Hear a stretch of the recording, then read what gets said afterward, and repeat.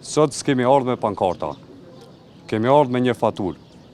Një faturë që po e ngulfat jetën e qytetarëve çdo muaj. Një familje në Kosovë me 1000 euro të ardhura mujore ka 1085 euro shpenzime bazike. Pa lloks, pa pushime, pa kursime. Vetëm buk, vetëm rrym, vetëm ngroje, vetëm qira, ilaçe dhe shkollë për fëmijët. Minus 85 euro çdo muaj. Çdo muaj fillon me borxhe, çdo muaj mbyllet me frikë. Paramendoni sa e vështirë është jeta për ta. E lere më për një familje që e ka vetëm një antar të punësuar.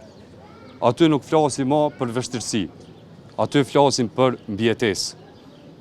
Dhe shkaku kryesor, dihet, rryma. 175 euro faturë mujore për energji elektrike.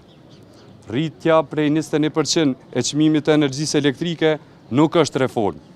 Është goditje direkte ndaj familjes. Është shtytje drejt varfërisë. Energjia nuk është lloks, është nevojë bazike.